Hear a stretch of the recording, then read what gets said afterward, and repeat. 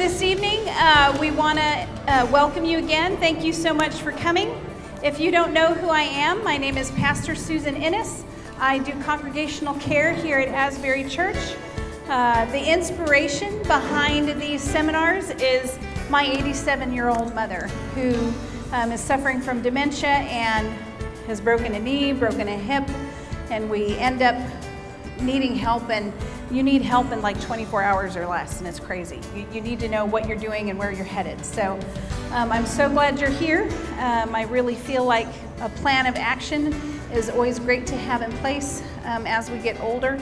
Even my husband and I have learned so much going through this with my mom that we're like, yes, we are going to be planned out. We're going to know. We're going to have it figured out. So that's what these are for. This evening we do have Celia Easley.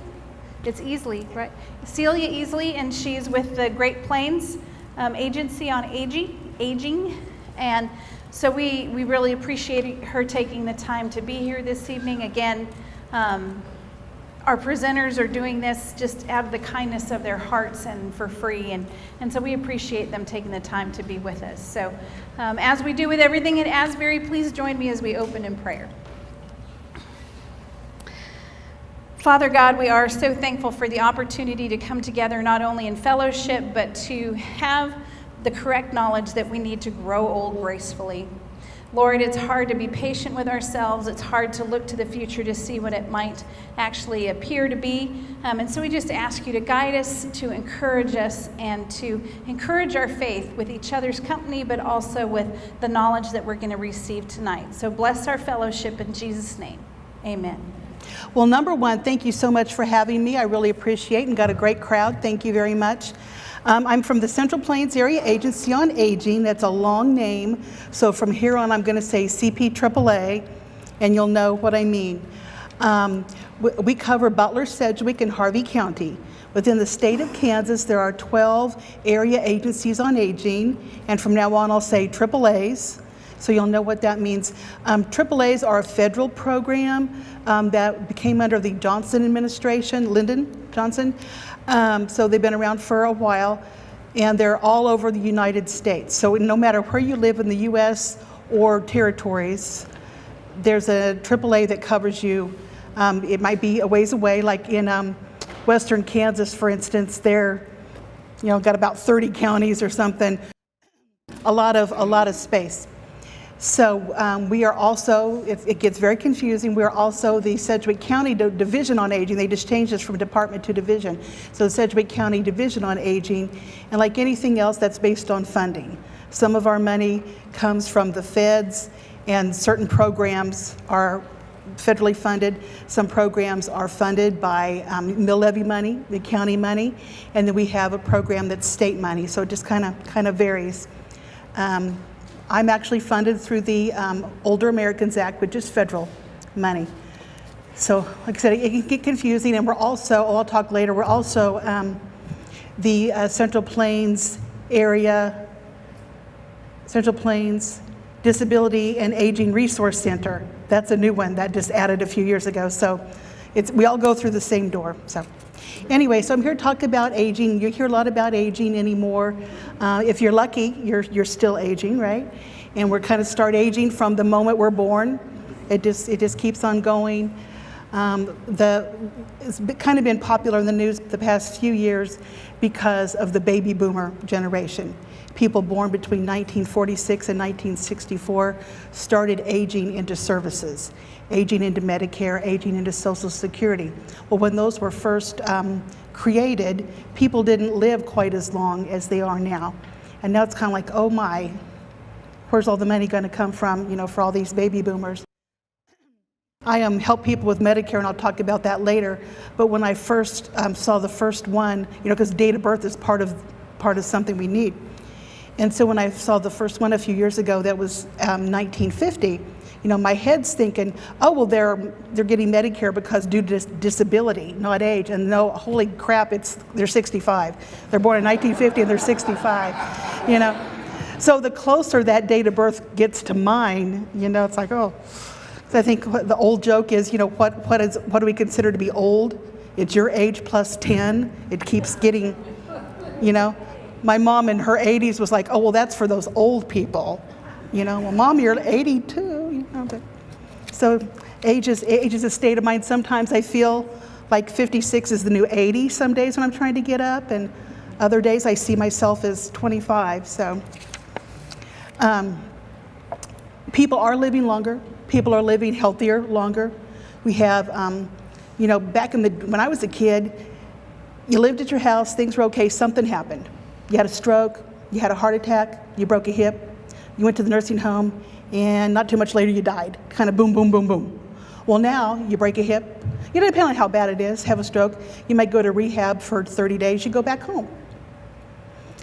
We know a lot more about that. We know a lot more about exercise and diet and modern medicine. People are just living a lot longer. So the first few things we're going to look at here is people who are still, in the public eye, are doing a lot of things that we might consider them to be old, but they're still doing pretty well. So here we have Mr. Tom Selleck. And for the ladies, it's pretty about my age and up. Like I said, I'm 56, so my age and up are like, oh, hello, Tom, yes. As a teenager, I had a poster on my wall with the open shirt and all that. So he's on Blue Bloods. Anybody? I love cop shows. So not just for him, but I watch I love cop shows. So he's still, on a network TV show that's been on now, 4 or 5 years, been quite a while. He still does some of those Jesse Stone movies too. I love those as well. So he's still doing and still doesn't look too bad.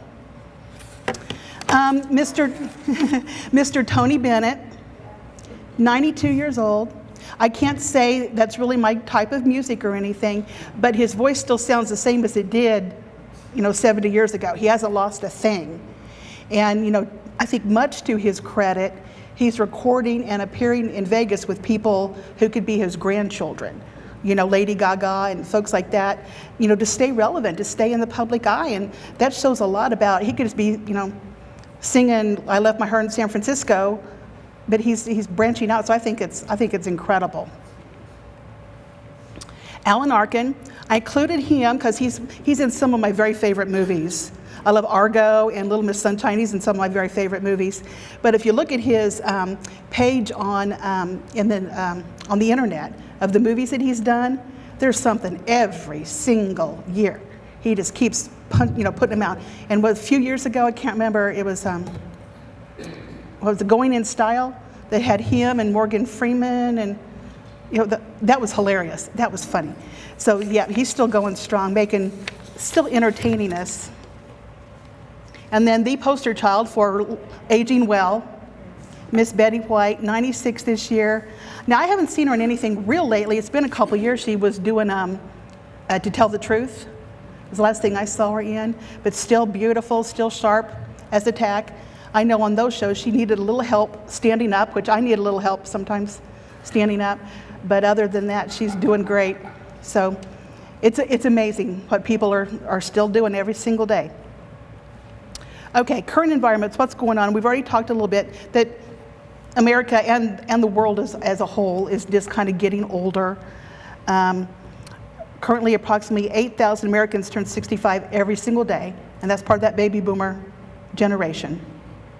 And so, and I won't read all those statistics, but overall, the percentage of folks older it just keeps on going up and up and up every time we have a census. So I'm going to talk to you a little bit about my agency, CPAAA, what we do, and then later I'll talk about other community resources, how they can help you. So, hit it again. Information and assistance, or information and referral, and outreach. So outreach, that's what I'm doing tonight, coming and talking to you folks. In the past few months, I've been to like 3 different neighborhood associations. So if you have a neighborhood association you want me to come talk to, I'd be happy to do that. I've gone to all the different, WSU Friends, Newman, Butler County, to talk to different classes.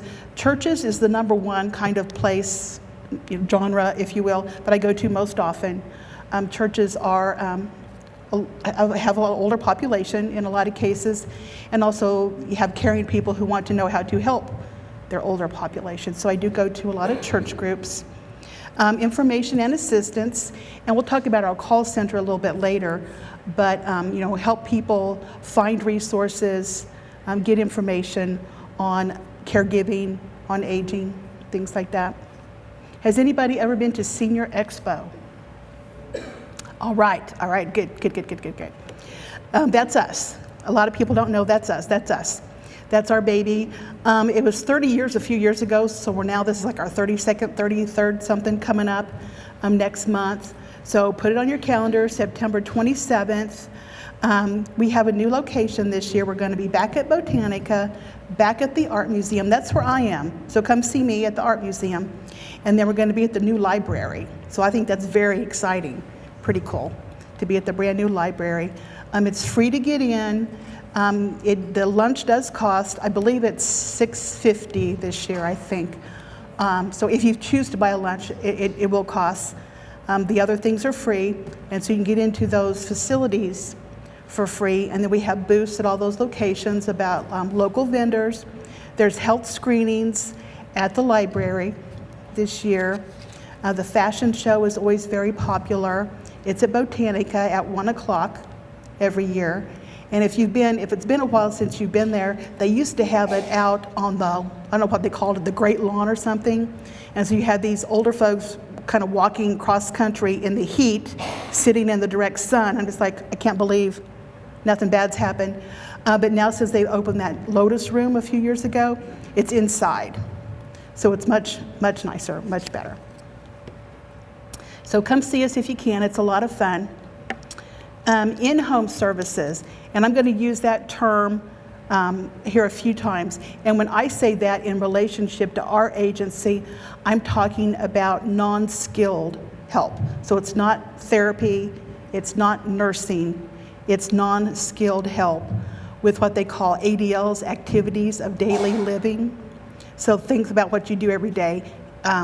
They help you with your take a bath, get dressed, wash your clothes, do your dishes, things like that is what they help with.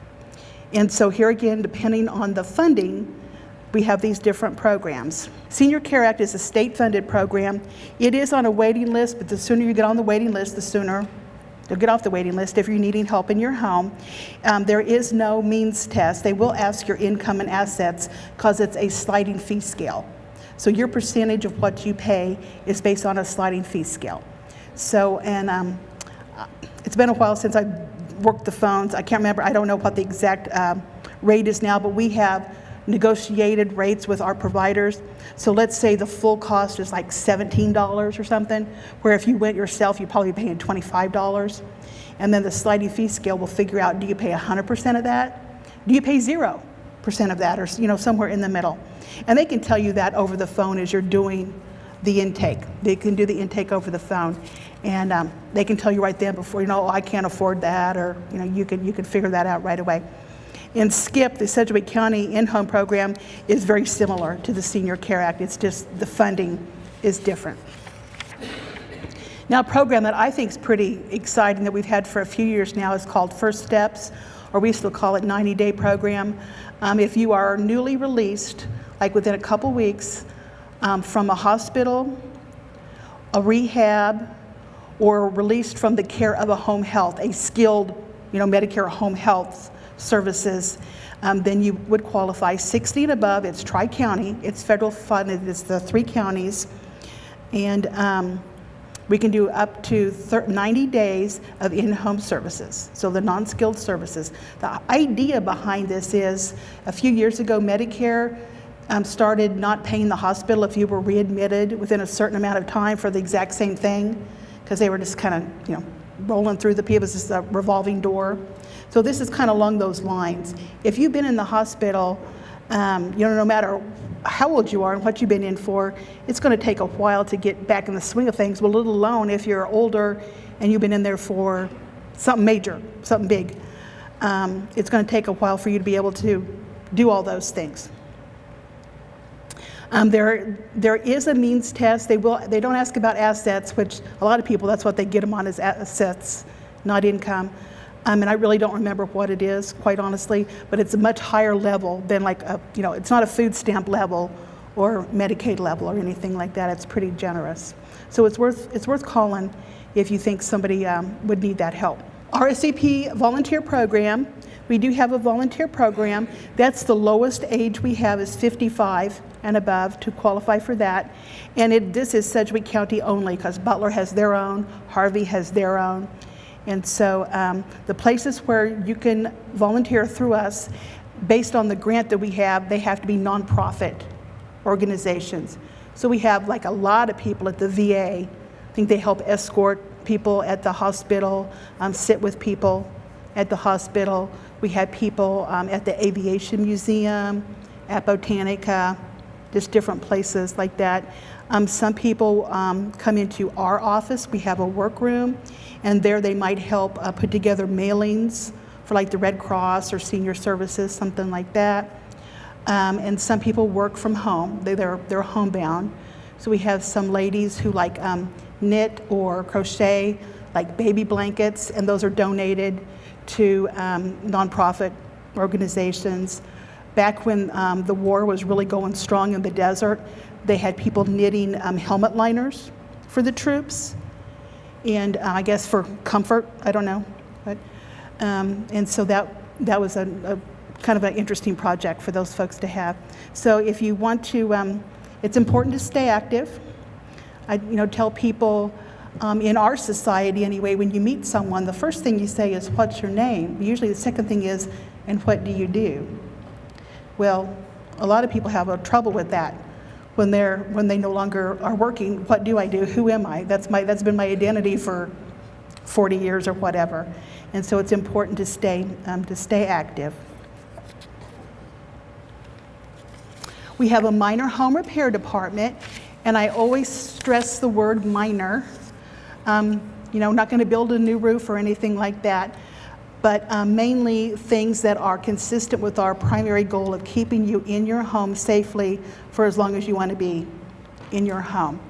So a big one is the grab bars in the bathroom, because nobody else really, Medicare won't pay for that. It's really not covered by anything else. So we'll help put the grab bars in your bathroom.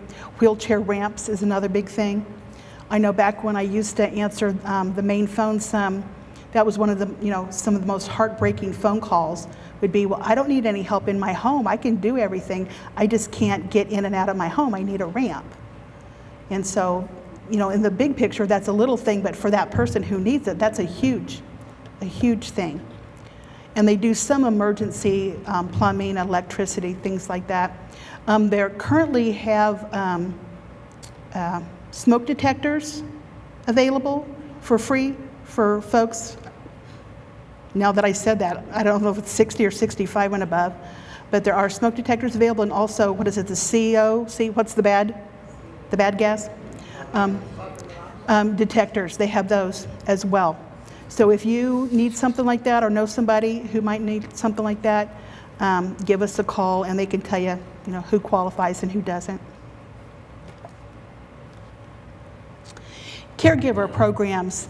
As people are living longer and people are staying in their homes longer, there are more caregivers taking care of them. And by caregivers here, I don't mean people who are paid, but non-paid, family, friend caregivers. And a lot of people, well, I'm not a caregiver, I just, mow their lawn. Well, you're doing something they can't do themselves. I know, man, the last years, my folks, when they still lived in their house, guy across the street, every time his lawn got mowed, their lawn got mowed. So that was very nice. So, if you pick up groceries for somebody, it doesn't necessarily mean you're there 24/7.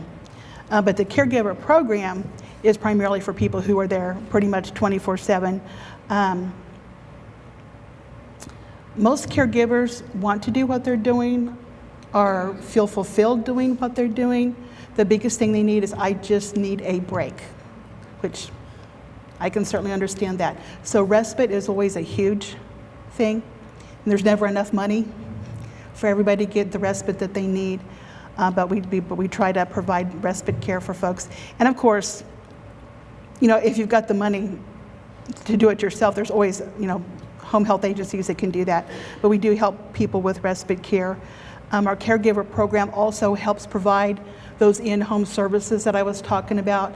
Maybe, this happens a lot. You got a wife my height and 100 pounds less than me, and her husband's 6'4" and 300 pounds. Now, how's she going to help him take a bath? They're both going to, splat. So helping with things like that. We do have counseling through Prairie View, a behavioral health entity. Prairie View helps provide counseling. You're an overstressed caregiver. Call us and we can make a referral to Prairie View, and they will see you up to 3 times. We will pay it for up to 3 individual sessions with a therapist, and there's only like 3 or 4 who do it because they're, educated in caregiver issues. So that can be a huge help. And I'll tell you here in a minute about our general transportation program, but we have a transportation program just for caregivers. And for instance, like in my situation, I work at some place who understands, is very supportive and nurturing of caregivers. But I lived east, I was working west, and my mom went to a doctor at Eberly Farms. So if and they were okay, so I went back to Lincoln and Edgemore from just down here when we were down here at the old Riverside Hospital, went from there to Lincoln and Edgemore to Eberly Farms and back, But if you don't have a job who understands that, or you really don't have the time to take that, that's one thing that caregiver transportation can do. They'll go pick her up, and you can meet them at the doctor then, because you still probably want to be at the doctor to hear what the doctor has to say and make sure the doctor hears what they need to hear. So it can be very helpful. And speaking about transportation, we do have a transportation brokerage. Ideally, you call in and make your reservation 24 to 48 hours ahead of time. They may or may not be able to do an emergency situation. Scheduling hours are during regular business hours, but the ride doesn't necessarily have to be during regular hours, because let's say you're going in for a procedure. Well, a lot of times the hospital wants you there at like 6 o'clock in the morning or something. It's $3 each way, which is, I don't know if you're going to find anything cheaper than that. It's still cost prohibitive, for some people, but it's fairly reasonable. They do have access to vehicles that can take wheelchairs, things like that. Kansas Support Services for Elders, KSSE, due to the funding, that's only in Sedgwick County. And for people 60 and above, we have volunteers who will go out to their home, or if they're not comfortable meeting in their home, they can meet them at McDonald's, Starbucks, wherever they want to meet, and they will help them pay their bills. And by that, I don't mean we're giving anybody any money, but maybe you can't write out your checks because you have arthritis. Maybe you can't see your bills and your checks because your vision isn't that well. Maybe things aren't clicking like they should. You can't really balance your checkbook. They can help with things like that. So here again, it's a relatively small program, but that might be really the only help you need. That's what, if you didn't have that help, you would have a guardian. You might have to go into a nursing home. So it can be a big thing for the person who's in need. We always need more volunteers for that in different parts of the area. And so that's a low commitment. Maybe they get paid on the 3rd, you go see them on the 4th, you see them next month. You might go a couple times a month, because another thing they can help with is help sorting mail. I don't know about you guys, but about 95% of the mail I get is junk mail. And I haven't hit Medicare yet, but I hear when you get to Medicare, you get even more junk mail, correct? And some of it can look extremely official. People who brought me things are scared to death to throw it away. And if you look really close, somewhere teeny tiny on the back somewhere, there's a disclaimer that this is not official government, whatever, that they're just, it's just junk mail, they're trying to sell you something. So they can kind of help sort that out. And speaking of Medicare, we do have a SHIC program, Senior Health Insurance Counseling for Kansas, and I am the SHIC coordinator for our agency. So we help people. The two main things we do is people who are new to Medicare, either they aged into Medicare or due to disability. So we'll help people at any age. As long as they're on Medicare, we can help them. So when you're new to Medicare, you have just some decisions to be made, and also just sometimes help understanding what all does this mean for me, so we can help with that. And then we help with open enrollment. And who's on Medicare? Anybody? Is anybody on Medicare that hasn't received their new Medicare card? Everybody gotten their new Medicare card? Good. That really, because the last information they gave us was Kansas would get them sometime after July. And we were one of the first waves after that, so I was guessing it would be kind of early, but I know a friend of mine, her mom lives in Topeka, and she got hers like the last week of June. So they really did get those things out pretty fast. They say to go ahead and destroy your old one. Then some folks was saying, well, your supplemental plan needed, I don't know why your supplemental plan would need your old one, I don't know. Right now with your provider, you can use either one. I think starting January 1st of 2020, it's all going to go under the new number. So hopefully, the reason they did that, it cost a gazillion dollars, but the reason they did it was for identity theft, because on your old card it had somebody's social security number, usually yours, sometimes a spouse or a deceased spouse or divorced spouse or whatever, but it had somebody's social security number on it. And so that's to help fight identity theft. So hopefully that helps with that. But anyway, the SHIC program, we help folks new to Medicare if there's an issue during the year.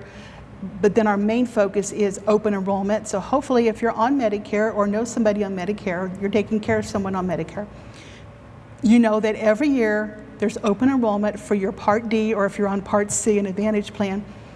October 15th to December 7th is the only time most people can make a change. And we highly recommend, even though, my plan's been great, I just love them, I don't want to change, still look at it, because they might have changed something on you. They might have doubled the premium, and they count on you not paying any attention. If you're on generics, it's probably not a huge thing, but if you're on a brand name drug, they might have dropped it. And the first time you go to a Walgreens in January, it used to cost you $40. Ma'am, that'll be $200. And it's going to be $200 the whole rest of the year, because you can't change again until next year. So we highly recommend you go on Medicare.gov. You have somebody who's computer savvy go on Medicare.gov. You go, you guys, the closest senior center to right here would be Orchard Park. We have trained people at Orchard Park doing that. A lot of people go out to the Extension Center. 21st this way? 21st and Ridge. And then we also have people at my location. And I didn't say, I usually say up front where we're at. We moved in the winter. We are at the old IRS building. They're calling it the Ronald Reagan building now. It's 271 West 3rd Street North. So you got the city building, you got the Epic Center, and then we're here. So just south of the city building on 3rd Street between Main and Waco. So, it's nice centrally located, and it's on the edge of downtown, so you really don't have to really go through downtown. You can kind of go around it. So that's where we're at. We always need volunteers for SHIC if that's something you think you might be interested in. For this year, to help folks during open enrollment, if you wanted to do counseling, the training, all that, I would love to have you. We would need to get it going like now, because the training is the middle of September. So think about that. Or if you're looking for a volunteer opportunity, maybe just for a short-term basis, I could really use somebody during that time to help with clerical things like making reminder calls, filing, mailing stuff out for me, whatever. So think about that. I would love to have you. Oh, I'm sorry. I should have said on SHIC too. Fraud is a big thing with everything anymore, but with Medicare, fraud can be a huge thing. So if you, one thing during open enrollment, an insurance agent is not supposed to just knock on your door uninvited, but they still do. And if that happens, I recommend, oh, can I have your card? And then slam the door in their face, and then call me with that information, because we need to report that to the insurance department, because they are not supposed to do that. And you know better, you're going to slam the door in their face. There's some poor little lady or little old man down the street who's very lonely. They're going to open the door to anybody who knocks at the door, because it's the only person who's wanted to talk to them in who knows how long. And they're going to go in and they're going to sell them something that they don't understand, that they don't really want. And then I get a call. Exactly what one little lady said. Oh, I think I did something bad. And she had signed up for an Advantage plan. She dropped her Blue Cross and and if you figure that out right away, we can fix it. If it goes for a long time, you're kind of stuck.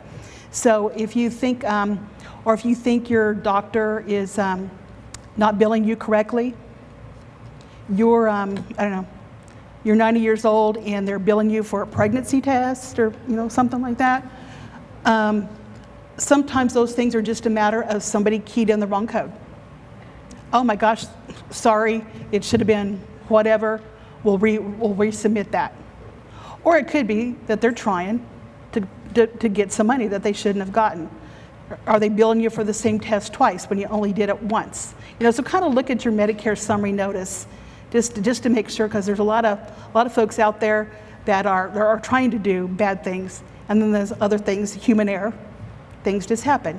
And some folks think, oh well, between my Medicare and my supplement, I'm not paying for it, no big deal. Well, I'm paying for it, that's my tax money. And if they bill you for a walker that you never got, well, next year you break a hip and you need a walker, they ain't buying that walker because they think they bought you one last year. So just kind of be aware of that.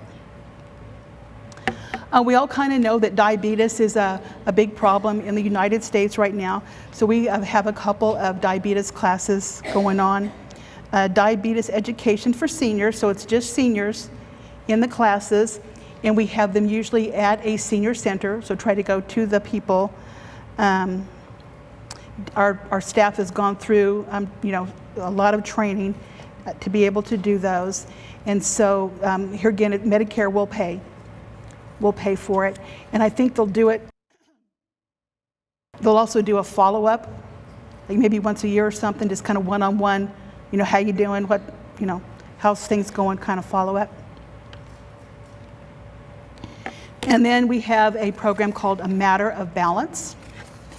A lot of people, the biggest thing is just keeping them off the floor, keeping them from falling. Because like I said, even with all the wonderful things now, a bad fall can a lot of times be the first domino. Maybe not a real quick decline like it used to be, but kind of a slow decline. So we have A Matter of Balance, kind of teaching people flexibility, maybe build up some strength in their muscles, so we don't want them to fall. We do have a lending library. The internet has everything anymore. But if you want a book, we do have a lending library that has books, to deal with aging, caregiving, other things, maybe some specific conditions like Parkinson's. We have some books on hoarding. That's kind of getting more into the mainstream, learning about hoarding. So just let us know if we've got it. We're happy to share it with you. And like I said before, besides Central Plains Area Agency on Aging and Sedgwick County Division on Aging, a few years ago we also became the Central Plains Aging and Disability Resource Center. All the 12 AAAs became ADRCs as well. And that's kind of a national trend, merging disability and aging together. The aging population activists, they don't like it. The disability folks, they don't like it. The politicians seem to think it's a good idea, so it's kind of happening a lot of different places. This happened, it was part of the bill that made Medicaid can care, so it was that time, like 4 years ago, something like that. But some things that the ADRC does, helps fund, is there is one thing, there's a resource center, a statewide phone number. And at the end of everybody's table, I put a few things on there. And one of them is this card. And it's the ADRC. That is the toll-free statewide phone number. And that phone is answered in Wichita in my office. So we also use that number as our main number as well. So you'll see it on all of our stuff.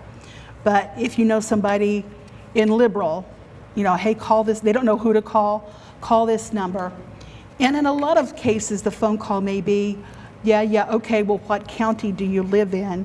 Well, let me transfer you to your local AAA or your local ADRC, I don't know what they call it. And so then they do that, and they try to do what they call a warm transfer. They get Phyllis on the line in Liberal. Hey, Phyllis, I got Mrs. Smith, and she's asking about transportation. And, here you go, Mrs. Smith, this is Phyllis, that kind of thing. So if you have questions, I can't find the number to Social Security anywhere. Can you help me with that? I don't know where to find Meals on Wheels. Just questions. And then we'll, have those kind of quick, simple questions up to like somebody my age. My mom's moving in with me next week from Texas, and I don't even know what questions to ask you. I don't even know where to start. Well, that's going to be longer than a 2-minute conversation. So we do what's called options counseling. They refer that to someone who can take more time and just kind of, assess the situation. And okay, well, here's the number for Meals on Wheels. I think that would be a good idea. I know people, if their parent or whoever they're taking care of was going to be home alone while they went to work, my first thing was always get them a button, get them a alert button, so they can call for help if they need it. So if you need more than a quick question, if you need a long question answered, we've got people who can help you with all of that. We also do the what they call care assessments. So that's a pre-nursing home assessment. So but unless you are an emergency admit or a short-term admit to a nursing home, those are required in the state of Kansas to have an assessment to see what level of care that you qualify for. So our agency does those as well. We also do assessments for folks that are on CanCare, on Medicaid. And so not only, we used to just do the frail and elderly waiver, but now we do traumatic brain injury and physical disability waiver. So that was really a big change for people who did those, because a lot of those folks, they went to school and got a gerontology degree and wanted to work with the older population, and now they're working with an 18-year-old who has a TBI after a motorcycle accident. So that was a transition for folks for a while, but I think everything's going good now. Then there's other services that we don't do ourselves, but that we help fund. And one of those is the in-home services. We might do the case management, but it's not the person who's going to come out and give you a bath, going to clean your house, does not work for us. We contract with local agencies to do that. Active Age newspaper. I haven't updated that. It's now what the Active Age. Anybody get that? Okay. It's a nice resource. It comes out monthly. Usually has a nice a lot of articles. It's got in there like what the senior centers has got going. You can kind of decide when you want to go. I think they still have what the meals are going to be at the meal sites, I think. So you can decide, it's meatloaf day, I want to go. So it's got a lot of good information in those. A lot of good ads too. A lot of, where can I find, people call me about kind of, I don't want to say weird, not unusual things you don't get calls all the time, like, will somebody come to my home to fix my hair? And so I've usually just looked on the ads in Active Age, and I just told them, I don't know this person, I cannot vouch for this person, but I know that they do this. And actually a lady that I know who used to volunteer with us, a person came out to help her husband, and they were great, so I'm glad that worked out. You never know. We help fund the home delivered meals, which in the Wichita area is Meals on Wheels through Senior Services of Wichita. We are not the only funder, but we are a major funder of that. The congregate meals, so most of the senior centers have a congregate meal site where they have the food right there on site, and you go in and I don't know what it is anymore, like $3 suggested donation, something like that. And it truly is a suggested donation. They cannot deny you if someone's unable to pay, they are not supposed to deny you a meal. And it's really nice because sometimes, you're not really doing anything, you're not really hungry, but if you're out with your friends and you're talking and having a good time, you've ate your whole lunch and you didn't even realize that you ate it. So it's a good social contacts for people as well. We do help counseling for people, especially in crisis, for older folks in crisis, through ComCare, the county's mental health arm. And then senior centers. All the senior centers in Wichita, in Sedgwick County, not just Wichita, in Sedgwick County, we help fund at one level or another. The amount of funding is based on the amount of members they have, the number of activities that they have. Like I said, here, Orchard Park. In Wichita, and pretty much in all of Sedgwick County, an actual what they call center, not a club or something, Orchard Park is the furthest one west. And anymore, that's not that far west. So I'm not sure what's going on. But we do have like Bel Air, Park City, Derby is a huge senior center. So we have them all through the county. And then there are community resources out there that we don't necessarily have much to do with. Senior Services, besides doing the Meals on Wheels, Senior Services has a really cool program that a lot of people don't know about called Roving Pantry. So they will do your grocery shopping for you. You give them your list, you give them your money, and they will go and get your groceries and bring them into the home. I don't think they'll put them away, but I think they will bring them into your home for you. So I'm thinking sometimes, that might be nice just to have, for the month of December, January, somebody doing that for you. Has anybody tried ClickList at Dillon's? I don't know. I love it. In the past 2 years, I had back surgery 2 years ago, and I had open heart surgery in November. So I ain't walking clear through a store. That's not going to happen. And so you go online and you do your shopping. You put your credit card in there. It's already paid for. And you go to the store to, the designated spot. Hey, I'm here. They bring it out to you and you put it in your car. Love it. So, and I think, I don't go to Walmart, but I think Walmart's doing it now too. So just something to think about. That is pretty much what I had. Let me tell you what else I have. I showed you the postcard for the ADRC. Do you have a postcard about Senior Expo? Please come see us. And then I do have this is our new, what we call main brochure. So all the stuff that I just took all that time to say is all condensed right here in this. If you don't take any, you will not hurt my feelings. That is fine. If you take 3, I want one for me. My sister couldn't make it. My neighbor needs it, whatever. That's fine too. So feel free to do that as you please. And I will now entertain your questions.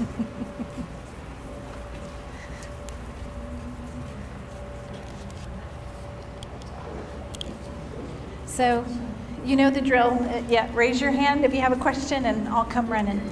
I think you all just raise your hands to watch me run around the room. Sure. On the matter of balance, is there a phone number or how do you get a hold of to find out about that? Just call our main number that's on any of this stuff here, that 888 or 855 number that's on any of these handouts, and they will get you to the right person. Okay, and is it held at a facility or do they come out? It's usually at a senior center. Okay. Or I think we've done some at a like an assisted living place. Okay. But yeah. Okay, thank you. Yes. Or if we wanted to have one here, I just call you and we would arrange that if there's anybody interested Exactly. in having one here at the Yeah. church. Good idea, yes. We could do that. Yes. On the senior health insurance counseling, it mentioned rate comparison via the Kansas Insurance Department website. Do you have that website address? For the supplemental insurance or Medigaps, I use the Kansas Insurance Department website, and it is ksinsurance.org. And then for the drug plan comparison or the Advantage plans, I use Medicare.gov. And if you're going on there, of course, really sneaky people, there's a Medicare.net and a Medicare.com and a Medicare. Whatever. And you go in there and you put all your personal information, and it goes to who knows where. I talked to somebody who actually had done that, so be sure it's Medicare.gov. Because even me, if I do it too fast, I'll do, like .com. You're just so used to doing that. So those are both really good resources. If you go on the internet a lot,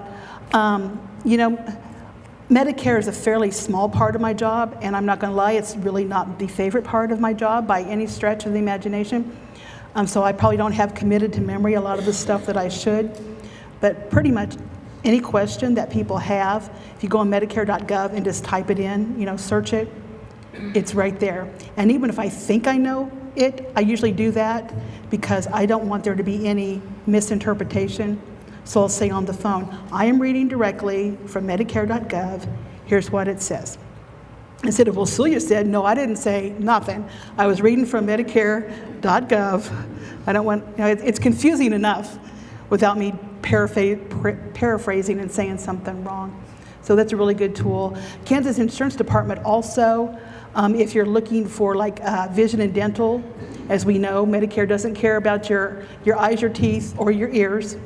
So if you're looking for vision and dental, you got to buy that separately, and that's where I go, is on the Kansas Insurance Department's website.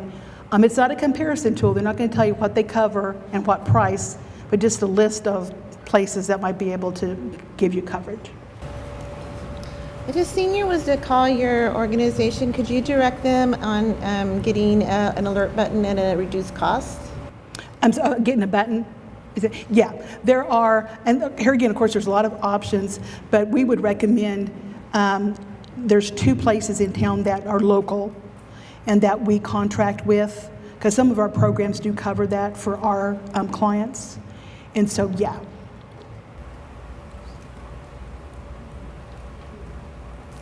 If you don't know what the button is, you haven't heard of that, it's like Life Alert or something like that when you're in your own home and you're not near your phone or your cell phone or whatever. If you're like my mom, you don't know how to use a cell phone. So if she were to fall, she has a button that she can wear either on her wrist or around her neck that she pushes, and someone sends emergency services to her so that, for example, you don't fall. And they show you on TV those, oh help, I've fallen and I can't get up.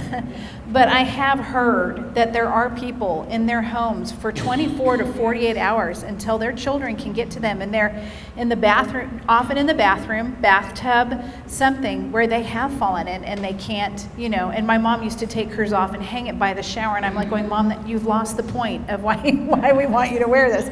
You have to keep it on you, and if you keep it on you, then you have help at the touch of a button. So, as you're getting older and you do want to stay home, those of us who are your children, if you would get one of those, it really, really does give us peace of mind. Absolutely. When my mom moved in with me after my daddy died, that was one of the first things we did because I just felt so much better. And now technology, at that time, I did not have a landline, and 10 years of whenever, a long time ago, you had to have a landline. You do no longer have to have a landline to have them, so don't worry about that. Somebody asked me, well, do you have to have Wi-Fi? No, it's a self-contained system. And anymore, they have, besides just the regular ones that most people, are fine with, if you have a problem with like fainting, losing consciousness, they have ones that can detect that you have fallen. And so then that activates the system. They have ones that you can, that have GPS, like you have people who wander. So there's just, technology is just moving leaps and bounds all the time. They also have the things that have the medication dispensers. So like if you have someone who forgets to take their medicine, or you're not sure if they're taking their medicine, or maybe they like to slip an extra, something they shouldn't be taking, you can load, most of those somebody has to load it, but it will open the little door, and I think let them know. It does something. It does, it beeps, and then if you don't take it within The door certain amount of closes. time, then it alerts. Yeah, and the door will close, so then you're not taking double later on. But exactly, then it starts the alert system. It's been, however, I guess you could probably set it for however long you want. So if it's been a couple hours and I'm like the first person to call, well, your mom, it's been 2 hours and your mom didn't take your medicine, is she okay? And it could be, oh, sorry, she's, I don't know, out of town or whatever, sorry, we forgot to let you know, or, whatever. That's another really cool thing about Meals on Wheels too. Even if they don't eat the food, that's another set of eyes checking on your person if they're home alone. And they will, and it did happen a couple times with my folks. They did have a doctor's appointment. We forgot to let them know. And about 1 o'clock, I got a call. They didn't answer the door when Meals on Wheels knocked on their door. Are they okay? And it's like, oh, I really appreciate you calling. Yes, they are. Sorry, they had a doctor's appointment. So there's a lot of things anymore. And then you can get to the real fancy tech stuff that, the bells that, if you do have somebody who wanders, they'll let you know when the door's open, let you know when they've gotten out of bed. There's something for everything anymore. And Celia had a really good point.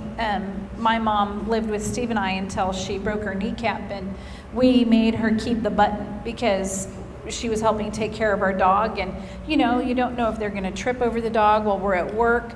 My mom was forgetful at that point. You don't know if she's going to forget she left something on the stove, stuff like that. So even if you're like, well, we live with someone, or we have plans for this or that, those buttons and all this technology that's coming out is incredibly, incredibly helpful and really worth every penny. Because now in assisted living, now you're talking thousands of dollars a month instead of a couple $100s a month. So really think ahead into that technology. And most folks don't realize, because we were poor, still kind of poor.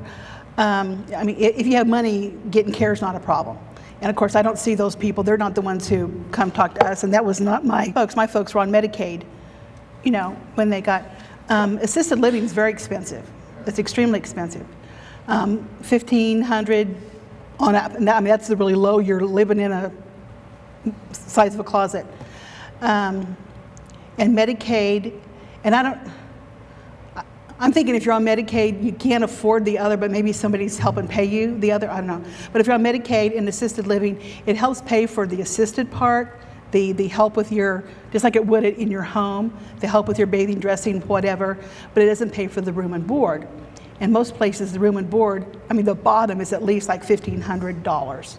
And so most folks, they're either at their home or have to go to a nursing home. There's no in between that they can afford. And nursing homes, of course, if you private pay, that's crazy. So most folks, eventually get on Medicaid after they've spent all their money. And then you get, what is it, they protect, like it's less than $70 a month you get out of your check. The rest of it goes to the nursing home. And kind of on a side note, before Stan asks his question, in 2 weeks, that's going to be Russell Hall, who's going to talk to us about planning on the finances you're going to need to be in senior care. My father did the research himself and invested himself, and thankfully, we're one of those families that is very blessed to be able to give my mom whatever she needs at this point. And so again, planning ahead now. I know they started planning when they were about 55. So you want to start thinking ahead, and Russell will be here in 2 weeks to do that. And that's the time to do it, because after that, you cannot buy long-term care insurance. You're too old. You can't afford it. And so that is the time to start thinking about it. Yes, sir. Can you elaborate a little bit more on the caregiver support group? We have a one person, and that's their primary job, is working with caregivers. And underneath that, there is, like I said, counseling for individual counseling. And Prairie View also does support groups. I think they're monthly support groups at the East one. And I think they do, the person who was doing the West one quit, but I think they have someone at the West. And then they can provide in-home services, and that money-wise would be of no charge. They would, ask for a donation, but it'd be of no charge to help. And it's not going to be a gazillion, I don't know what the limit is, 6-8 hours a week, but just to help with personal care so you don't have to.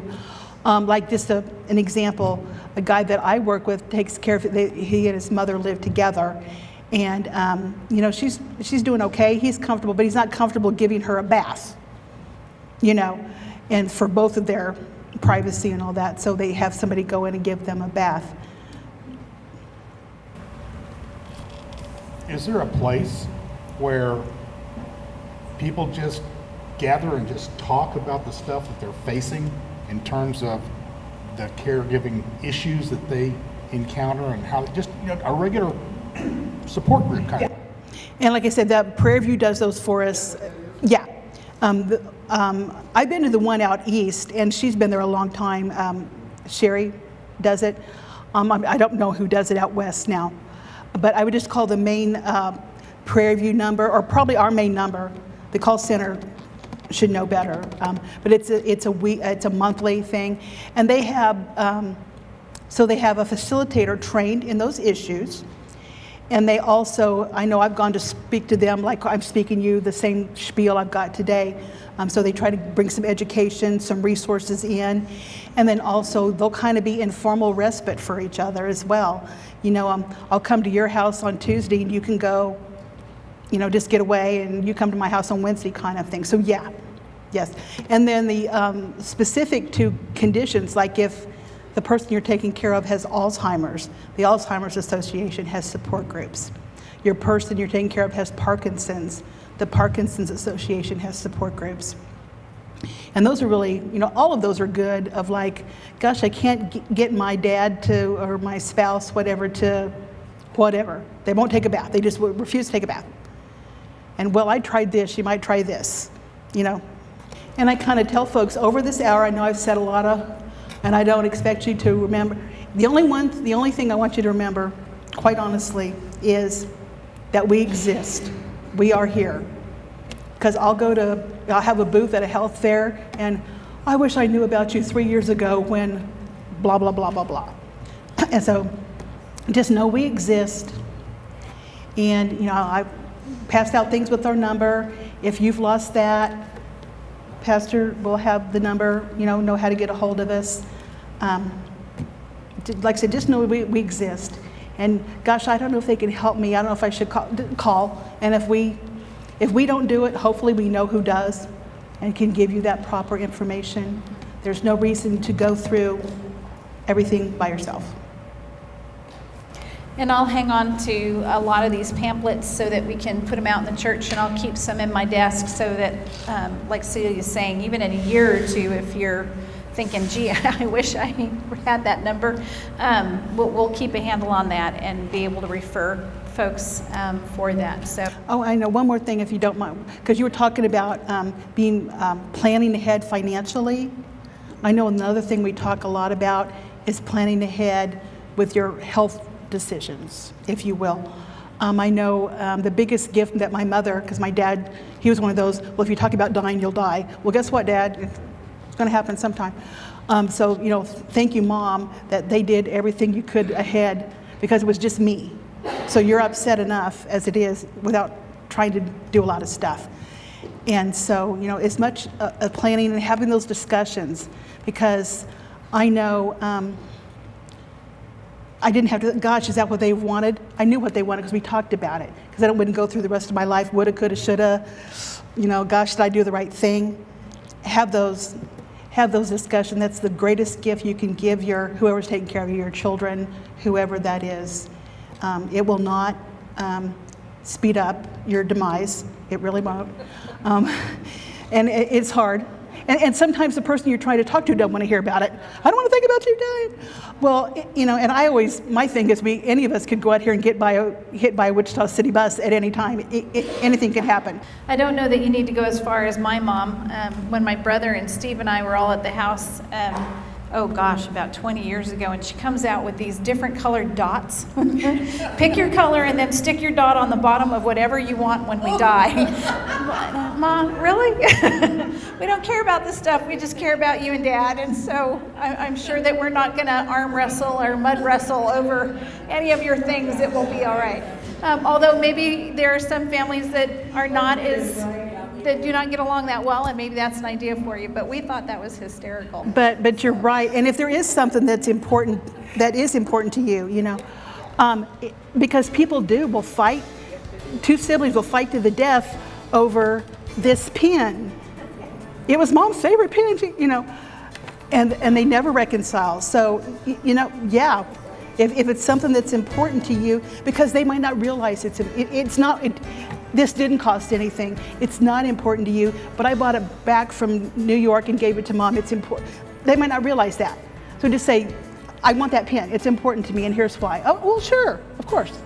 And grief does very strange things to very sane people. So remember that as we plan ahead as well. Then thank you very much. Thank you for Celia, having me. being here. And thank you all for being here, because again, without you, then this would be a waste of time. So thanks so much. Have a wonderful night, guys.